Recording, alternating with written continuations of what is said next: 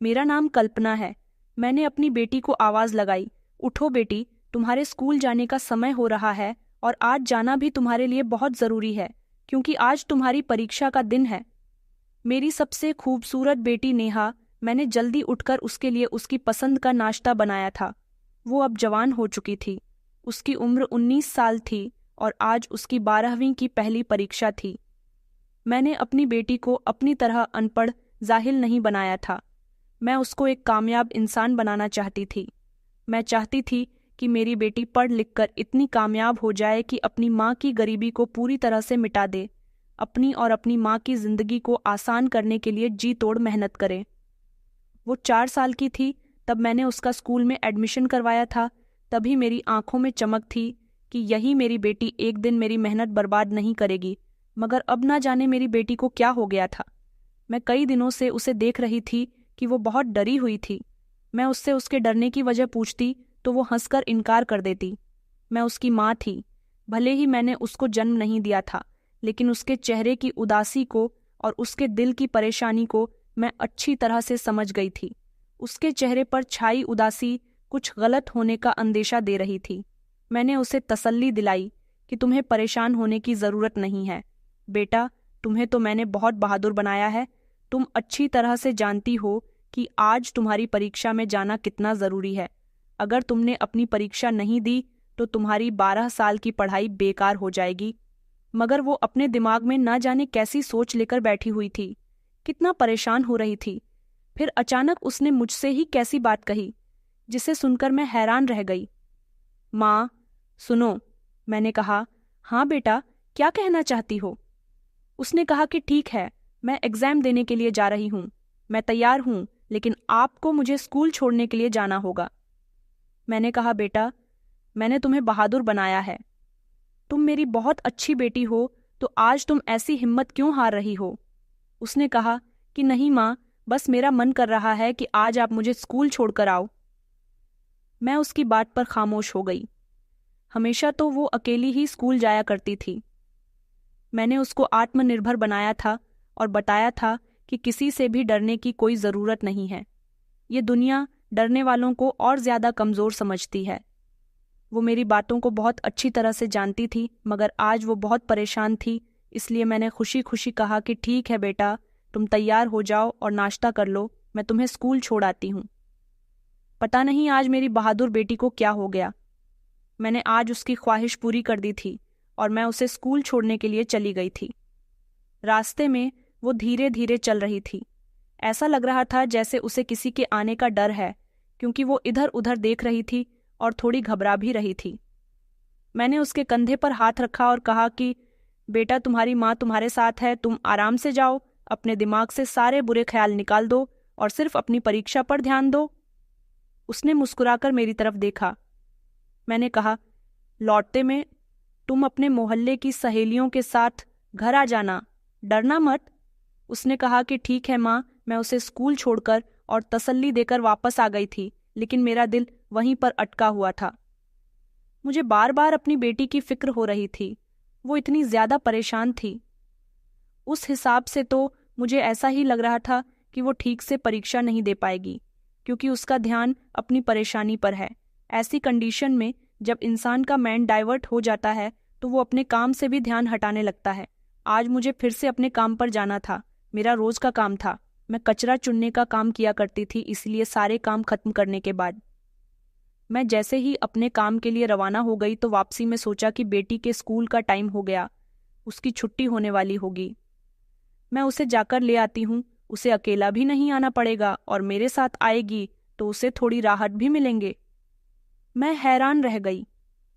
जैसे ही मैं आगे बढ़ी तो मेरे पैरों में एक नुकीली चीज का एहसास हुआ।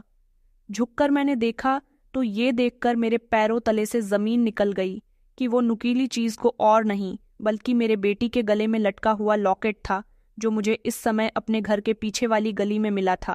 मेरा शरीर कांपने लगा कि अगर मेरी बेटी का लॉकेट यहाँ पर मौजूद है तो मेरी बेटी कहाँ है। मेरा दिल जोर जोर से धड़क रहा था। मुझे नेहा की फिक्र हो रही थी। वह जल्दी से दौड़कर अपनी बेटी की तलाश में स्कूल के लिए निकल गई थी। जैसे ही वहां पहुंची तो वहां से पता चला कि उसकी परीक्षा हो चुकी है। उसने जल्दी ही परीक्षा दे दी थी और उसकी तबीयत भी ठीक नहीं थी। उसकी सारी सहेलियां भी वहां से निकल ही रही थीं, लेकिन वो उनसे पहले निकलकर जा चुकी थी। ये बात सुनकर तो मेरे होश उड़ गए कि अगर वो स्कूल से जल्दी घर चली गई है, फिर अभी तक घर पर क्यों नहीं पहुंची। स्कूल से घर तक का रास्ता सिर्फ 10 मिनट का था। मेरे शरीर की जान निकल गई कि मेरी जान से प्यारी बेटी आखिर कहाँ चली गई है। मैंने उसे बहुत लाड प्यार से पाला था। मेरी आंखों से आंसू बहने लगे। मैं इधर उधर उसे तलाश करती फिर रही थी, पागलों की तरह उसे ढूंढ रही थी। हर गली हर कोने को देखने लगी, लेकिन मेरी बेटी मुझे कहीं भी नजर नहीं आई। अब मेरा दिल जोर जोर से धड़कने लगा था। मुझे बहुत घबराहट हो रही थी। मेरे शरीर से पसीने छूटने लगे थे, क्योंकि उसको खोने का ख्याल भी अगर मेरे दिमाग में आ जाता तो मैं डर जाती थी। फिर मुझे याद आया कि पिछले कुछ दिनों से नेहा काफी परेशान नजर आ रही थी।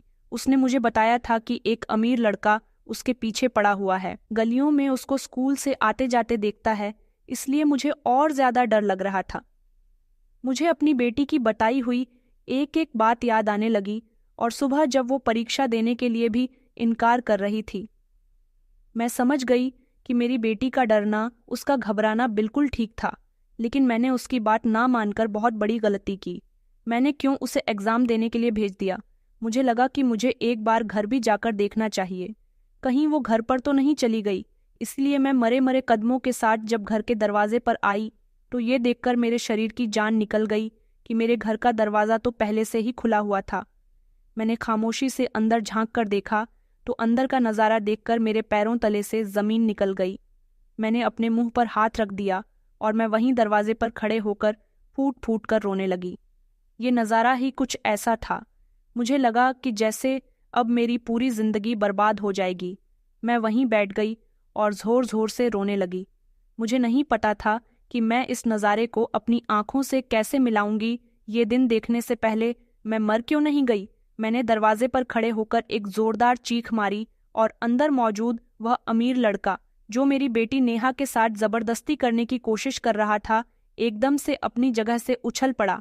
उसे उम्मीद नहीं थी कि मैं वहां आ जाऊंगी और उसे मौके पर ही पकड़ लूंगी। मेरे दिमाग में सब कुछ घूमने लगा। मेरी समझ नहीं आ रहा था कि मैं आखिर कौन सा कदम उठाऊं, क्योंकि वह अमीर लड़का कोई और नहीं बल्कि एक ऐसा इंसान था जिसे मैं कभी देखना भी नहीं चाहती थी। मैंने उसे पहचान लिया था, वही शक्ल, वही चेहरा।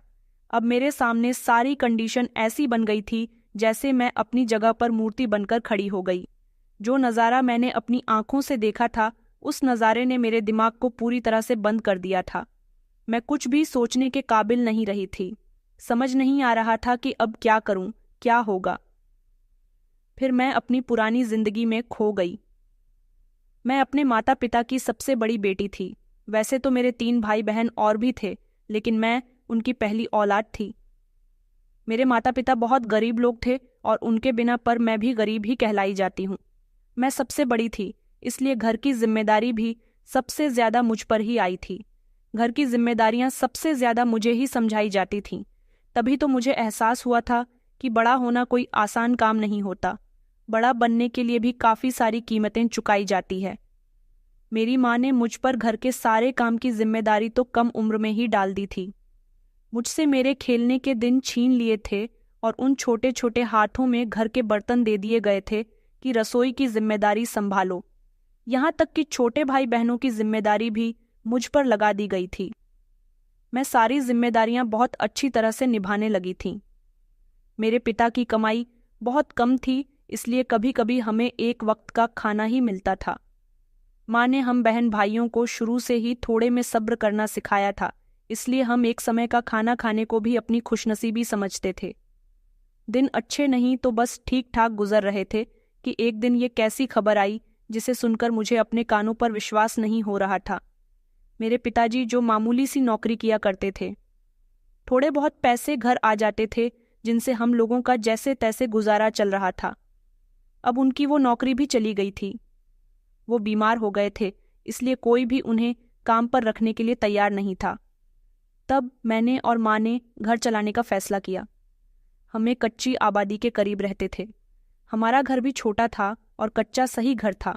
वहाँ के लोग हमेशा कचरा चुनकर कबाड़ी वाले को बेचा करते थे। माँ ने मुझसे कहा कि अब तुम्हें ही बड़ी बनकर घर के खर्च संभालने पड़ेंगे। बेटा, मैं नौकरी कर लेती, लेकिन तुम जानती हो कि तुम्हारे पिता घर में बीमार पड़े हुए हैं।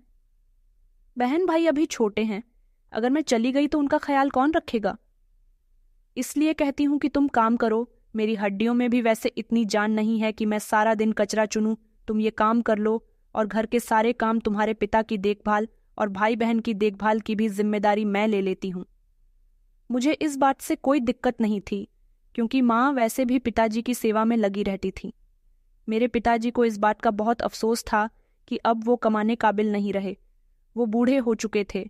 मैंने घर की जिम्मेदारियां अपने कंधों पर उठा ली थीं और सिर्फ 17 साल की उम्र में ही मैंने कचरा चुनने का काम शुरू कर दिया था, ताकि हम लोग भूखे न रह सके। गरीब इंसान अपनी बाकी ज़रूरत को एक तरफ रख देता है, सिर्फ अपने पेट की भूख के बारे में सोचता है, क्योंकि उसकी पहली और आखिरी ज़रूरत पेट भर नहीं होती है। हमारे मोहल्ले के सारे लोग यही काम किया करते थे। सब सुबह सवेरे काम पर निकल जाते और शाम को वापस आती तो कबाड़ वाले को सारा सामान देकर पैसे लेकर ही वापस आया करते थे। इस काम में बेइज्जती थी, शर्मिंदगी थी, लेकिन गरीब इंसान अपने पेट की भूख मिटाने के लिए कहा, इज्जत और बेइज्जती को देखता है। मुझे भी इतने पैसे मिल जाते थे कि हमारा घर चल जाता था। मैंने माँ और पिताजी से कहा था कि आप लोगों को परेशान होने की ज़रूरत नहीं है, मैं जब तक हूँ तब तक सब कुछ ठीक चलता रहेगा। पिताजी कहते थे कि नहीं बेटा, मैं सारी जिंदगी तुम्हें ये काम करने नहीं दूंगा। मैंने कहा, तो फिर पिताजी जल्दी से आप ठीक हो जाओ। जब आप ठीक हो जाओगे तो मैं ये काम छोड़ दूंगी, लेकिन जब तक आप बीमार हो तब तक मैं आपकी मदद करती रहूंगी। माँ भी बहुत अफसोस में थी कि उन्हें अपनी जवान बेटी को इस तरह कचरा चुनने के लिए भेजना पड़ रहा है, लेकिन ये मेरी किस्मत थी। मुझे मेहनत करने में कोई शर्म महसूस नहीं होती थी, क्योंकि शुरू से ही मैंने यही माहौल। मैं तो फिर भी ऊपर वाले का शुक्रिया अदा किया करती थी कि उसने मुझे काम करने वालों में से बनाया, सुस्ती और आलस से बचाया है। सुबह सवेरे ही मैं नाश्ता करने के बाद घर से निकल जाती थी। सारा दिन कचरा एक बोरे में जमा करती रहती और शाम के समय मेरे पास इतना कचरा हो जाता था कि उसके मुँह 600 या 700 पूरे दिन के मिल जाते थे। ये पैसे भी मेरे लिए बहुत थे। पिताजी इस हाल में मुझे देखते तो बहुत ज़्यादा परेशान हो जाते थे और उन्हें इस बात का दुख होता था कि सारी जिम्मेदारी उनकी बड़ी बेटी पर आ गई है। लेकिन मैं उन्हें यही समझाया करती थी कि आप जब बिल्कुल ठीक हो जाओगे तो फिर मैं सारी जिम्मेदारी से आज़ाद हो जाऊंगी, ये काम आप कर लेना। पिताजी ठीक क्या होते, वो तो दिन ब दिन बीमार होते जा रहे थे और फिर एक वक्त ऐसा भी आया कि वो हमें इस दुनिया में अकेला छोड़कर चले गए। वो भले ही बीमार थे, लेकिन घर में उनका होना भी हमारे लिए काफ़ी था। वो दिन मेरे लिए बहुत बड़े दुख का दिन था जब मेरे पिता इस दुनिया से विदा हुए। मैंने 2-3 साल तक खाने पीने से भी मुंह मोड़ लिया था। मुझे कुछ भी अच्छा नहीं लग रहा था, मगर इंसान कब तक किसी मरे हुए का दुख करता है। एक ना एक दिन तो उसे संभलना ही पड़ता है, इसलिए मैं भी संभल गई थी। पिताजी के मरने के बाद घर की जिम्मेदारियों में और ज़्यादा बढ़ावा हो गया था। मेरे दूसरे भाई बहन काफ़ी छोटे थे, उन्हें समझ भी नहीं थी, सिर्फ मैं ही एक बड़ी थी। मेरी माँ पिताजी के शोक में आंधी हो गई थी। अब वह बीमार रहने लगी थी, इसलिए मुझे ज़्यादा मेहनत करनी पड़ रही थी। हल्की हल्की रोशनी फैल रही होती थी। मैं उसी समय पर घर से निकल जाती थी और फिर रात को भी देर से घर वापस लौटती थी। जवान लड़की के लिए घर से बाहर निकलना आसान नहीं था। कदम कदम पर मुझे दरिंदों और भेड़ियों का सामना करना पड़ता था, जिनसे मैं किसी न किसी तरह बचकर निकल आई थी। ये सब मेरे साथ बिहेवियर की वजह थी। अगर कोई मुझ पर गंदी नज़र डालने की कोशिश करता तो मैं उसे कुछ ऐसा कड़वा बोल देती कि वो खुद ही पीछे हो जाता और मैं अपना पीछा उसे छुड़ा लिया करती थी। जिंदगी बहुत तंग हो गई थी। रातों को उठ उठ कर रोया करती थी। ऊपर वाले से प्रार्थना किया करती थी कि मेरी जिंदगी को आसान कर दो। अब मैं बहुत परेशान हो गई हूँ और मुझसे ये सब बर्दाश्त नहीं होता। मैं चाहती थी कि मुझे कोई ऐसी नौकरी मिल जाए जहाँ मुझे शर्मिंदगी उठानी ना पड़े, जहाँ मुझे अपनी इज्जत गंवाने का डर ना हो। जब सब लोग ये देखते थे कि मैं कचरा चुनने का काम करती हूँ तो लोग मुझे अजीब अजीब नज़रों से देखा करते थे, जैसे ही कोई बहुत बड़ा काम हो। मैं किसी के घर में चोरी तो नहीं कर रही थी, ये मेहनत का काम था और इसलिए मेरा घर चलता था। भला मैं इस काम से कैसे मुंह मोड़ सकती थी जिससे मेरा घर चला था। मैंने लोगों की बातों पर ध्यान देना छोड़ दिया था और अपना काम जारी रखा। अब मैं 19 साल की हो चुकी थी। पिताजी की मौत को भी 2 साल गुजर गए थे। मेरे भाई बहन थोड़े से बड़े क्या हुए। मेरी माँ को अब मेरी फिक्र सताना बंद हो गई थी। उन्हें नहीं पता था कि मैं कहाँ जाती हूँ, क्या कर रही हूँ। उन्हें तो बस पैसों से मतलब था। मतलब अब मेरे घर में मेरी कोई अहमियत बाकी नहीं रही थी।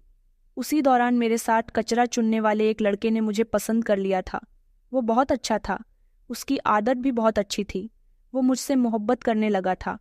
उसने शरीफ लोगों की तरह मुझे पसंद करने के बाद मेरे घर रिश्ता भेजा तो मेरी माँ गुस्से से भड़क उठी। कहने लगी, क्या तुम घर से बाहर ये काम करने के लिए जाया करती थी ताकि लड़कों को अपनी मोहब्बत के जाल में फंसा सकूं। तब मैं पहली बार अपनी माँ की किसी बात पर रो पड़ी थी। उन्हें अपनी बेटी पर भरोसा नहीं था। अगर मैं कोई गलत काम कर रही होती तो ये लड़का इज्जत से मेरे घर रिश्ता लेकर ना आता। मैं उसके साथ भाग भी सकती थी। मैंने माँ से कहा कि आपको तो मेरा एहसानमंद होना चाहिए था कि मैं एक लड़की होकर भी पूरे घर का खर्च उठा रही हूँ और मेहनत से काम करती हूँ।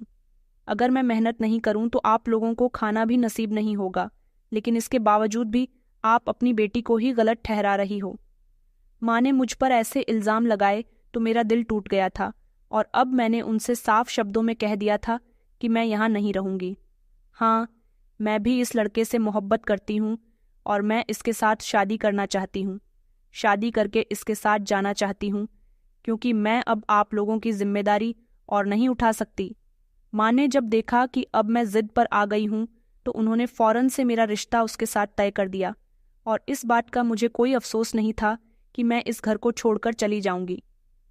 ये इस घर का खर्च कौन संभालेगा? क्योंकि मेरी माँ ने बड़ी बेटी होने के नाते मुझसे जो सुलूक किया था वो मेरे लिए बर्दाश्त के काबिल नहीं था। उन्होंने मुझे बहुत बुरा भला कहा था, अपनी ही बेटी को चरित्रहीन कहा था। खाली हाथों से मेरी शादी तो कर दी थी, साथ ही विदा होते समय ये भी कह दिया था कि दोबारा पलटकर यहाँ पर कभी मत आना क्योंकि तुमने अपनी जिंदगी को चुना है वहीं पर मगन रहना और कभी भूल कर भी यहाँ पर मत भटकना। उन्होंने एक नज़र मुझे प्यार से देखा भी नहीं था। मैंने उन लोगों के लिए क्या कुछ नहीं किया था। माँ की बात सुनकर मुझे बहुत हैरानी हुई थी कि उन्होंने मुझे मेरी ही शादी वाले दिन ये कैसा तोहफा दिया था। मैं ये सब कुछ बड़ी मुश्किल से बर्दाश्त करती रही थी। विदा होकर मैं अपनी ससुराल आ गई थी। मेरे पति भी लावारिस थे। उनका इस दुनिया में कोई नहीं था, लेकिन वो भी कचरा चुनने का काम किया करते थे, इसीलिए अकेले थे। उन्होंने हम दोनों के लिए किराए पर एक छोटा सा घर ले लिया था। एक ही कमरे का घर था, लेकिन मुझे इस घर में भी सुकून नसीब नहीं हुआ। मेरे पति बहुत अच्छे इंसान थे। वो मुझसे उम्र में सिर्फ 5 साल बड़े थे। मेरी उम्र 20 साल हो गई थी और वो 25 साल के थे। उनका बिहेवियर बहुत नरम था, आदत बहुत मीठी थी। मेरी खुशी के लिए, मेरा ख्याल रखने के लिए उन्होंने हर तरह से कोशिश की थी। उन्होंने मुझे काम करने से मना कर दिया था। कहा था कि मैं काम कर लिया करूँगा, तुम बस घर में रहो और घर गृहस्थी संभालो। मैंने उनकी बात मान ली थी। जिंदगी सुकून से गुजर रही थी। मेरी शादी को अब 1 साल हो गया था। मेरे पति ने मुझे एक ऐसी बात कही जिसे सुनकर मुझे बहुत अफसोस हुआ। उन्होंने मुझसे कहा कि हमारी शादी को 1 साल हो गया, लेकिन हमारे पास अभी तक कोई संतान नहीं है। मैं अपने माता पिता का इकलौता बेटा था। मेरे माता पिता मर गए तो मैं अब अकेला रह गया हूँ। मेरे आगे पीछे कोई भी नहीं है। तुम मेरी जिंदगी में शामिल हुई हो तो मैं चाहता हूँ कि मेरी औलाद मेरी साथी बने। उनकी बात सुनकर मैं रोने लगी थी। वो मेरे रोने से घबरा गए और कहने लगे कि मेरा ये मतलब नहीं था कि तुम रोने लग जाओ, बस मैं चाहता हूँ कि तुम मुझे जल्द से जल्द खुशखबरी सुना दो। मैंने कहा कि ये सब मेरे हाथ में नहीं है। मेरे हाथ में होता तो क्या अब तक मैं आपको खुशखबरी देने से खुद को रोक लेती? मैं भी तो ऊपर वाले की मर्जी का इंतजार कर रही थी। मैंने उनसे सीधे और साफ शब्दों में कह दिया था। वो किसी सच में डूब गए और फिर उनका बिहेवियर मुझसे बेहतर हो गया। वो मुझे किसी भी तौर पर नाराज नहीं करना चाहते थे। जितना होता मुझे खुश रखने की कोशिश करते थे। हमारी जिंदगी अच्छी गुजर रही थी। फिर जैसे ही हमारी शादी को 2 साल पूरे हुए थे, ऊपर वाले ने मुझे माँ बनने की खुशी दे दी थी। मेरे पति बहुत खुश हुए थे और पहले से ज्यादा मेहनत करने लगे थे। वो भी कचरा चुनने का काम करते थे, इसलिए सारा दिन घर से बाहर रहते और कभी कभी तो 1 दिन के बाद या कभी 2 दिन के बाद घर आ जाया करते थे। मैं उस समय छोटी थी, नादान थी। मुझे कुछ समझ में नहीं आता था कि इस हालत में कैसे उठा बैठा जाता है, इसलिए मैं खुद ही अपना नुकसान कर बैठी। वज़न उठाने की वजह से मैंने अपने बच्चे को खो दिया। जब मेरे पति को इस बात का पता चला तो उन्हें बहुत ही गुस्सा आया और वो बहुत ही अफसोस में आ गए थे, यहाँ तक कि वो बीमार पड़ गए। इस बात से उन्हें समझ आया कि ज़्यादा मेहनत के लालच ने उन्हें अपने बच्चे से दूर कर दिया। वो अपनी हैसियत के मुताबिक मुझे करीब के ही अस्पताल में ले गए थे, जहां डॉक्टर ने साफ शब्दों में कह दिया था कि अब आप कभी भी मां नहीं बन सकती। मुझे और मेरे पति को इस बात का बहुत सख्त था, मगर वो अब बिस्तर से लग गए। वो बहुत ही नरम दिल इंसान थे, इस बात को बर्दाश्त ना कर सके और खुद को अपने बच्चे की मौत का कसूरवार समझते रहे। कहते कि मेरी वजह से तुम बांझ हुई हो। मैं उन्हें बहुत समझाया करती थी कि आपकी वजह से ये सब कुछ नहीं हुआ। उनकी सेहत दिन ब दिन कमज़ोर होती जा रही थी, यहाँ तक कि एक दिन वो रात को सोए तो सुबह जाग भी नहीं सके और मुझे खुद ही छोड़कर चले गए। अब मैं बांझ औरत अकेली रह गई थी और मुझे खाने पीने के लाले पड़ गए थे। मैं एक बार फिर से अपने पुराने काम पर वापस आ गई और कचरा चूरने का काम शुरू कर दिया। दिन इसी तरह से गुजरने लगे। मेरी माँ तो पहले ही मुझे अपने घर से निकाल चुकी थी। मैं अकेली ही इस किराए के घर में रहती थी। जो काम करती थी उनसे अपना गुजारा करती और किराए के पैसे दे दिया करती थी। कचरा चुनने का काम काफ़ी हद तक मुझे आता था। मैंने यही काम शुरू कर दिया। सुबह दिन निकलने से पहले और शाम तक मैं घर वापस आ जाया करती थी। मुझे अपने पति की बहुत याद आती थी, लेकिन मैं क्या कर सकती थी। मेरी जिंदगी पहले ही आसान नहीं थी और अब और ज़्यादा मुश्किल हो गई। एक दिन मैं सुबह सवेरे लगभग 5 बजे कचरा चुनने के लिए अपनी जगह पर पहुंची ही थी, तभी मुझे कचरे के ढेर से किसी हलचल की आवाज़ सुनाई दी। मैं हैरान रह गई। अभी तो पूरी तरह से रोशनी भी नहीं फैली थी। ये कचरे में कौन है? मुझे लगा कि शायद कोई जानवर होगा जो कचरे के ढेर में छुप गया है। मैंने हिम्मत करके कचरा हटाया तो यह देखकर मेरे पैरों तले से ज़मीन निकल गई कि वहाँ कोई और नहीं बल्कि एक छोटी सी मासूम सी बच्ची थी। ऐसा लग रहा था जैसे उसका जन्म अभी 2 दिन पहले ही हुआ हो। वो गला फाड़ फाड़ कर रोने लगी। मैं घबरा गई कि भला कौन इतना बेरहम हो सकता है कि इस छोटी सी बच्ची को यहाँ छोड़कर चला गया। वो सर्दी से ठिठुर रही थी। मैंने फौरन उसे उठाया, अपने कपड़े में छुपा लिया। उसे घर में मिली तो वो खामोश हो गई और अपनी बड़ी बड़ी आंखों से मुझे देखने लगी। उसी समय मुझे उस बच्ची पर बहुत प्यार आया। उसे देखकर मुझे अपने बच्चे की याद आने लगी, जिसे मैंने इस दुनिया में आने से पहले ही खो दिया था। मैं उसे अपने दुपट्टे में छुपाकर घर ले आई और उस दिन मैंने अपना काम नहीं किया। मैंने पुराने कपड़े से उसकी अच्छी तरह से सफाई की। वो बिल्कुल सुकून से हो गई थी। मैं तो पहले से ही बांझ थी। मुझे ख्याल आया कि क्यों ना मैं इसे अपनी बेटी बना लूं। मैं जब इसे कपड़े पहना रही थी, उसी दौरान मेरी नज़र इसके गले में पड़े एक लॉकेट पर पड़ी थी। मैं इस कन्फ्यूजन में थी कि ये लॉकेट इसी का है ये किसी और का। मैंने लॉकेट खोलकर देखा तो मैं उछल पड़ी। इस लॉकेट की तस्वीर में शहर के बहुत बड़े बिजनेसमैन मौजूद थे। मैंने इस इंसान को कई बार कचरा चुनते समय बड़ी बड़ी दुकानों में दाखिल होते हुए देखा था। टीवी में भी मैं उन्हें देखती आ रही थी। ये हमारे शहर के मशहूर बिजनेसमैन थे।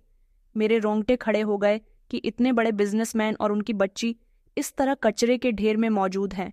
ये बात मुझे कुछ समझ नहीं आई थी। भला ये सब क्या हो रहा था? क्या किसी ने इस बच्ची को उनसे दूर कर दिया, या फिर किसी ने उनसे बदला लिया, या उन्होंने खुद ही कुछ गलत करके इस बच्ची को यहाँ फेंक दिया? पर ये लॉकेट उसके गले में कैसे आया? ये सब कुछ बहुत बड़ा सवाल मुझे बस इतना पता चल गया था कि जिस बच्ची को मैं पाल रही हूँ वो एक बहुत बड़े बिजनेसमैन की बेटी है और उनका नाम पूरे शहर में जाना जाता है। हमारे पूरे देश में उनका कारोबार फैला हुआ है। मजाल है जो मेरे दिल में उस इंसान का नाम सुनते ही कोई लालच पैदा हुआ हो, क्योंकि मैं इस बच्ची को दोबारा इसके मालिक को देने का सोच भी नहीं सकती थी। मुझे इस बच्ची से लगाव हो गया था और मैं इसकी मोहब्बत में गिरफ्तार थी। मैं उसे खुद से दूर नहीं कर सकती थी क्योंकि मैं निसंतान थी। डॉक्टर ने मुझे बांझ बता दिया था। ऐसे में किसी बच्ची का मेरे घर पर आना, मुझे कचरे के ढेर से मिलना मेरे लिए किसी खुशकिस्मती से कम नहीं था। मैंने उसे ठुकराने के बजाय अपनी ज़िंदगी में शामिल करने का फ़ैसला कर लिया। मैंने सोच लिया था कि मैं इसकी परवरिश करूँगी, इसको अपनी बेटी बनाऊँगी, इसकी परवरिश अच्छे तरीके से करूँगी और इससे अपने अकेलापन को दूर करूँगी। इसके लिए अगर मुझे बहुत सारी मेहनत भी करनी पड़े तो मैं बहुत सारी मेहनत कर गुजरने के लिए तैयार हूँ। लेकिन मैं इस बच्ची को अब दोबारा उस बिजनेसमैन को देने का सोच भी नहीं सकती थी। हालांकि मेरे दिल ने कई बार सोचा था कि अगर तुम अपने हालात बदलना चाहती हो तो बिजनेसमैन को इस बारे में बता सकती हो कि उसकी बेटी तुम्हारे पास है। शायद वह अपनी बच्ची वापस मिलने के बाद तुम्हारी कुछ मदद कर दे और तुम इस गरीबी से दूर हो जाओ। लेकिन मैंने इस ख्याल को अपने दिमाग से निकाल दिया। ऊपर वाले का शुक्र अदा किया और सोचा कि ये बच्ची मुझे मिल गई है। अब ये मेरा सहारा बनेगी, मेरे लिए यही काफ़ी है। मैं इसे पाल पोस कर बड़ा करूंगी और इसे एक बेहतरीन इंसान बनाऊंगी। ये मेरे अकेलापन का साथी साबित होगी। ये सारी बेहतर बातें मैंने अपने दिल में सोच ली थीं और बच्ची को देखने लगी। मैंने उसका नाम नेहा रखा था। वो अब गर्मी के एहसास को महसूस कर रही थी। मैंने उसे बिल्कुल भी सर्दी नहीं लगने दी। मेरे पास जो कुछ पैसे मौजूद थे, फौरन बाजार जाकर उसके लिए दूध का डिब्बा, फीडर और एक जोड़ी कपड़े खरीदे थे ताकि अपने घर में आने वाले नए मेहमान को नए कपड़े पहना सकूं। वो बड़ी प्यारी थी, मैं उसे बहुत प्यार किया करती थी। मुझे उसकी किस्मत पर अफसोस भी होने लगा था कि इतने बड़े बिजनेसमैन की बेटी होकर वो बेचारी कचरे के ढेर में पड़ी हुई थी। ये कैसी किस्मत लेकर पैदा हुई है। मुझे बार बार उसके साथ गलत करने वालों पर गुस्सा आ रहा था। पता नहीं किसने इस मासूम से बच्ची को कचरे के ढेर में मरने के लिए फेंक दिया था, लेकिन ऊपर वाले का ये करना अच्छा था कि ये मेरे हाथ सही समय पर लग गई और मैं इसे अपनी बेटी बनाकर अपने घर ले आई। मैं इसके साथ अब खुश रहने लगी थी। ये मेरे लिए अकेलापन दूर करने का एक बहुत बड़ा तोहफा था। मैं उसकी परवरिश करने लगी। जैसे जैसे वो बड़ी होती जा रही थी, वैसे वैसे ये साबित हो रहा था कि वो सच में एक अच्छे घर से बिलोंग करती है, क्योंकि वो पढ़ाई में बहुत अच्छी थी, बहुत समझदार थी और बहुत अच्छी साबित हो रही थी। वो अब मुझे मम्मी कहकर पुकारती थी। हमेशा वो ये पूछती कि मम्मी सबके पिता हैं, मेरे पिता कहाँ हैं, तो मैं उसे बता देती कि तुम्हारे पिता भगवान जी को प्यारे हो गए और अब हम दोनों माँ बेटी अकेली हैं। जो भी बताती वो मेरी बातों पर यकीन कर लिया करती थी। वो बहुत ही सिंपल बिहेवियर की थी। मैंने उसे अपनी तरह अनपढ़ नहीं बनाया था, बल्कि कम उम्र में ही उसका एडमिशन करवा दिया था। वो खुशी खुशी स्कूल जाया करती थी और पढ़ाई मन लगाकर किया करती थी। ट्यूशन पढ़ने के लिए मैंने उसे मोहल्ले की ही एक लड़की के पास भी डाल दिया था। जब वो स्कूल से ट्यूशन जाती तो मैं कचरा चुनने के लिए चली जाती थी। ये बात उसे पता थी। मैंने उसे ये बात सिखा दी थी कि किसी भी काम में कोई शर्म महसूस नहीं करनी चाहिए और तुम्हारी माँ मेहनत का काम करती है। मेहनत से पैसा कमाकर तुम्हें खाना खिलाती है तो तुम्हें अपनी माँ पर गर्व होना चाहिए। वो मेरी बात पर मुझे गले लगा लिया करती, अपनी बाहें डालकर कहती कि आप दुनिया की सबसे अच्छी मम्मी हो। आपके जैसी माँ किसी की हो ही नहीं सकती। आप मेरे लिए कितनी मेहनत करती हो। मैं उसकी इन बातों पर खुश हुआ करती थी जब वो मुझे अपने छोटे छोटे होंठों से माँ कहा करती थी। मुझे बहुत अच्छा लगता था। उसकी बातों पर मैं अपना दिल मजबूत कर लिया करती थी कि ना जाने ये भी किसकी बेटी होगी जिसकी माँ आज तक उसे याद करती होगी और वो उनसे दूर हो गई। लेकिन कभी कभी मैं ये भी सोचती थी कि लोग किस कदर पत्थर दिल हो जाते हैं, जीते जागते शरीर को किस तरह कचरे के ढेर में फेंक कर चले जाते हैं। कभी कभी मेरे दिल में ये भी ख्याल आता था कि अगर नेहा मुझे ना मिली होती तो आज मेरी जिंदगी में ये खुशियाँ ना होती। शायद किसी ने मेरी ही सुनी गोद भरने के लिए अपनी गोद उजाड़ी हो। दिल दिमाग में ख्याल तो बहुत सारे आते थे, लेकिन हकीकत क्या थी ये भी किसी को पता नहीं थी। उसकी किस्मत अच्छी थी कि उसे मैं मिल गई और वो मुझे। मैंने उसकी परवरिश में कभी कोई कमी नहीं छोड़ी थी। उसे अच्छे संस्कार दिए थे, उसकी हर ख्वाहिश पूरी की थी। कभी कभी मुझे अपने मायके की बहुत याद आती थी, लेकिन फिर मैं अपने दिल को ये कहकर तसल्ली दे दिया करती थी कि जो होता है अच्छे के लिए ही होता है। अगर मैं अपने मायके चली जाती तो शायद नेहा मुझे कभी नहीं मिलती और ऊपर वाला मुझे नेहा की परवरिश का जरिया भी नहीं बनाता। मैं अपने घर में ही रही और पति की मौत की बात काम करने लगी, जिसके बिना बर नेहा मुझे मिली थी। जैसे जैसे नेहा जवान होती जा रही थी वैसे वैसे उसकी खूबसूरती भी बढ़ती जा रही थी। वो बहुत ही खूबसूरत और नाजुक सी थी। घर में रहकर वो या तो घर के काम किया करती थी या फिर मेरी सेवा में लगी रहती थी, फिर अपनी पढ़ाई लेकर बैठ जाती। मुझे उसकी पढ़ाई पर कोई ऐतराज़ नहीं था, बल्कि मैं तो खुद चाहती थी कि मेरी बेटी समाज में अपना नाम रोशन करे। मैं उसे एक अच्छा, सच्चा और ईमानदार इंसान बनाना चाहती थी जो दूसरों पर बोझ ना बने। वो मेरी बातों पर हमेशा यही कहती थी कि आप दुनिया की सबसे बेस्ट माँ हो। उसके शब्दों से न जाने क्यों मुझे डर लगता था। मैं सोचती थी कि अगर इसे पता चल गया कि मैं उसकी सगी माँ नहीं हूँ तो वो मेरे बारे में क्या सोचेगी और क्या वो मुझे छोड़कर चली जाएगी। अब वो जैसे जैसे बड़ी होती जा रही थी, मेरे दिल का डर बढ़ता जा रहा था। कभी कभी मुझे ऐसा लगता था जैसे उसके अमीर पिता को यह बात पता चल गई है कि उनकी बेटी मेरे पास है और वो मुझसे उसे छीन लेंगे। मेरे दिन रात अब इसी डर से गुजर रहे थे। ये डर मेरे दिल में पलटा जा रहा था और इसी डर के असर में मैं उसे खुद से और करीब करती चली गई, ताकि अगर उसका अमीर पिता उसे ढूंढते ढूंढते उसे मुझसे लेने आ भी जाए तो वो मेरे से अलग होने के बारे में कभी सोचे भी नहीं। मुझे लगता था कि अगर वो मुझसे दूर हो गई तो मैं जिंदा नहीं रह पाऊंगी। दिन इसी तरह से गुजर रहे थे, पर मैं अपने डर पर काबू नहीं कर पा सकी थी। मेरी बेटी सुंदर, सुशील और समझदार थी। अभी उसके इंटर का आखिरी साल था। मैंने सारी जिंदगी अपनी मेहनत की कमाई से उसे यहाँ तक पहुँचाया था। अब वो इस काबिल हो गई थी कि इंटर कंप्लीट होने के बाद कॉलेज में एडमिशन लेना चाहती थी। मुझे उस पर गर्व महसूस होता था क्योंकि उसने मेरी कमाई को बर्बाद नहीं जाने दिया था। भला मैंने ये कब सोचा था कि मैं एक ऐसी बच्ची की परवरिश करूंगी जो मुझे कचरे के ढेर से मिलेंगे और मैं उसे अपनी बेटी मानकर इतना बड़ा कर दूंगी। मैंने कभी सपने में भी नहीं सोचा था कि मेरे अपने बच्चे नहीं होंगे। ऊपर वाले ने मुझे शायद बांझ इसलिए रखा था कि आगे चलकर वो मुझे नेहा की जिम्मेदारी सौंपना चाहते थे, जिसे मैंने खुशी खुशी कबूल किया था। मेरी बेटी बहुत समझदार थी। वो मेरी हर बात को मानती थी, लेकिन मैं पिछले कुछ दिनों से महसूस कर रही थी कि वो काफ़ी परेशान थी। मौका देखकर मैंने उससे पूछ लिया कि वो क्यों परेशान है। वैसे तो मुझे उससे ज़्यादा बातें करने का समय नहीं मिलता था। रोज़ हम रात को ही बात किया करते थे। दिन में तो मैं अपने काम पर होती थी। मैंने उससे पूछा कि क्या बात है नेहा, तुम इतनी बुझी बुझी क्यों रहती हो? कोई बात है तो मुझे बताओ। मैं तुम्हारी माँ हूँ, तुम्हारी हर परेशानी को समझूंगी। बेटी, मेरी बात सुनते ही उसके चेहरे पर सुकून आ गया। उसने मुझे बताया कि मैं बिल्कुल ठीक हूँ, बस मेरे सर में दर्द रहने लगा है। मैं उसकी सगी माँ तो नहीं थी, लेकिन उसकी परवरिश तो मैंने ही की थी, इसीलिए मैं उसे बहुत अच्छे से जानती थी। मैंने उसे कहा कि तुम्हारे सिर में दर्द तो सिर्फ तभी होता है जब तुम बहुत परेशान होती हो। तुम मुझे जल्दी से बताओ कि आखिर तुम क्यों परेशान हो। उसकी आंखों में आंसू आ गए।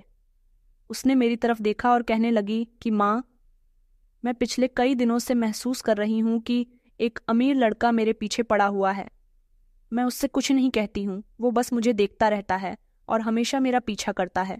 ना उसने कभी मुझसे बदतमीजी की, ना आगे बढ़कर मुझे छूने की कोशिश की। लेकिन उसका मेरे पीछे आना इस बात का क्या मतलब है?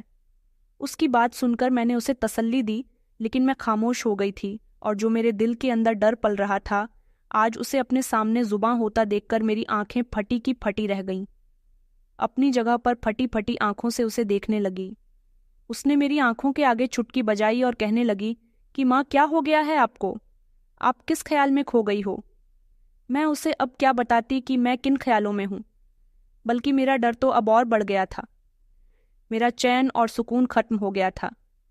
मैंने उसे यही समझाया कि तुम ऐसी बातें मत सोचो। ज़रूरी थोड़ी है कि वो अमीर लड़का तुम्हारे ही पीछे आएगा। मैंने बातों ही बातों में उससे पूछ लिया कि वो आमिर लड़का और उम्र में लगभग कितना होगा। उसने मुझे जो उम्र बताई, अब तो मुझे पक्का यकीन हो गया था कि हो ना हो वो इसका पिता तो नहीं है, क्योंकि उसके पिता की उम्र ज़्यादा होगी और वो मुझे सिर्फ 26 साल की उम्र के लड़के के बारे में बता रही थी।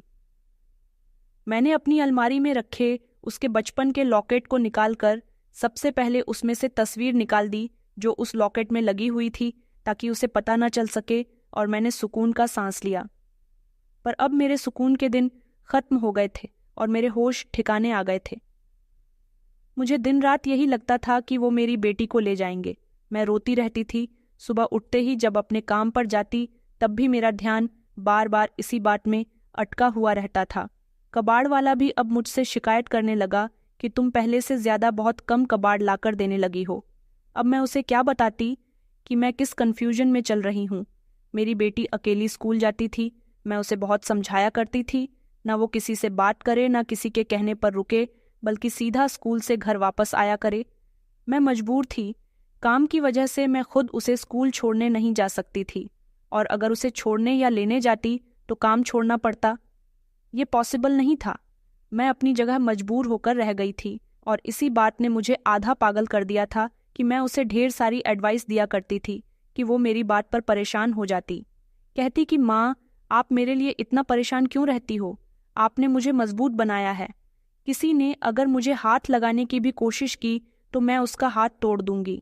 ये बात सच थी कि मैंने उसे मजबूत बनाया था, लेकिन जो बात मेरे दिल में छुपी हुई थी वो उसे कैसे पहचानती?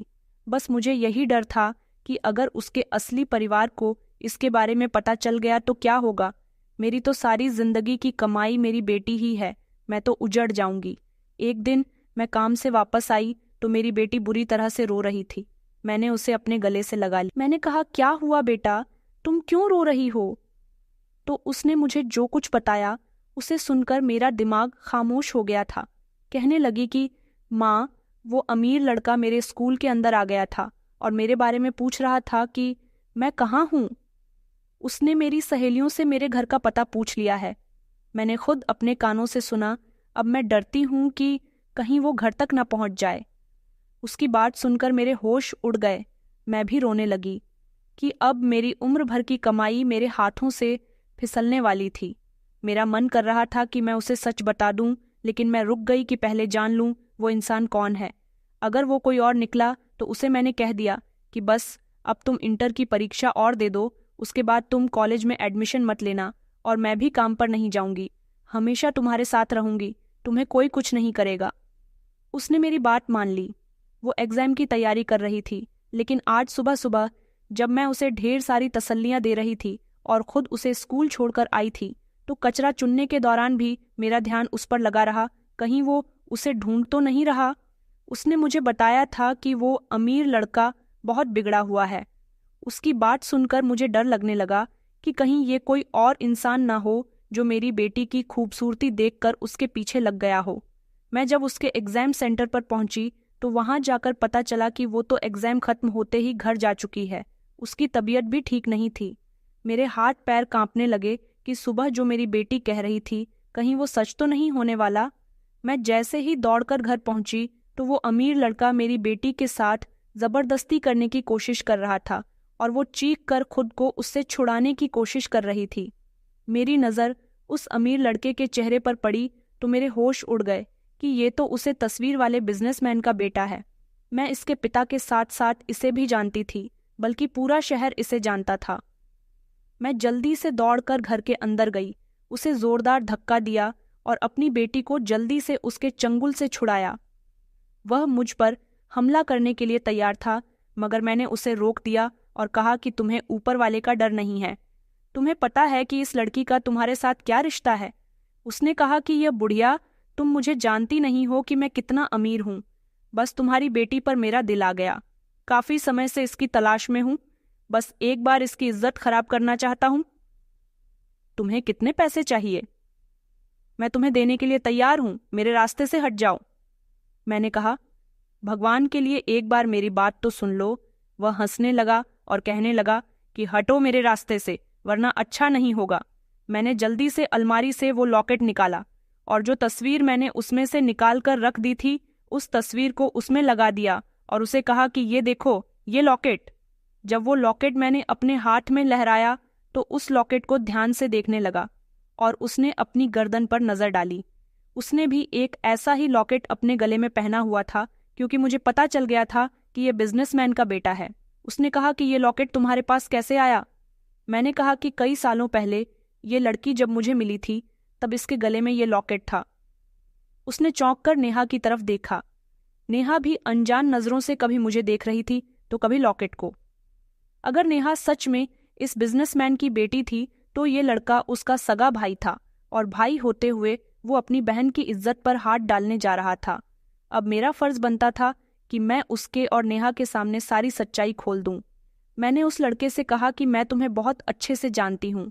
इस तस्वीर में मौजूद आदमी तुम्हारे पिता हैं, लेकिन जब नेहा के गले में मौजूद ये लॉकेट मैंने देखा था तब मैंने यही सोचा था कि नेहा भी इस इंसान की बेटी है।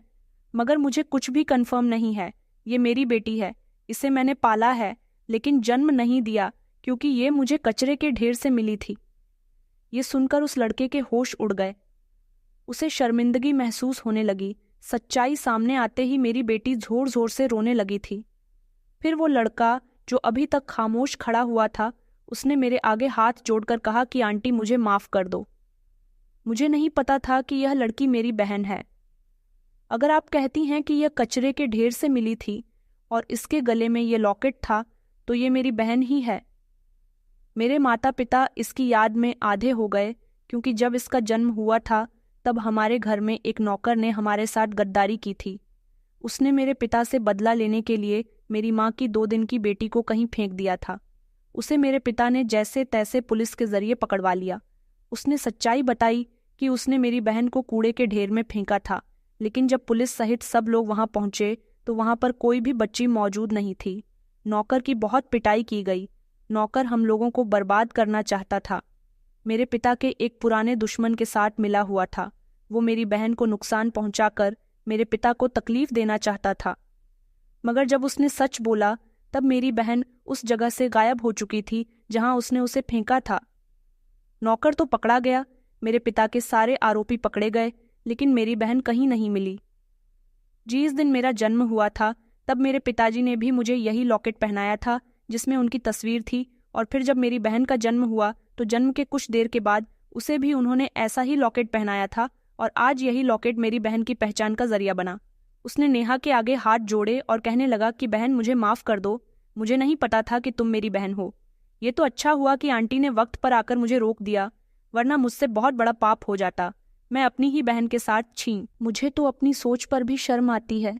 मैंने सारी जिंदगी अपनी दौलत का गुरूर का फायदा उठाया, न जाने कितनी लड़कियों की इज्जत के साथ खेला, मगर आज मैं अपनी ही बहन के साथ उसकी इज्जत के साथ खेलने जा रहा था।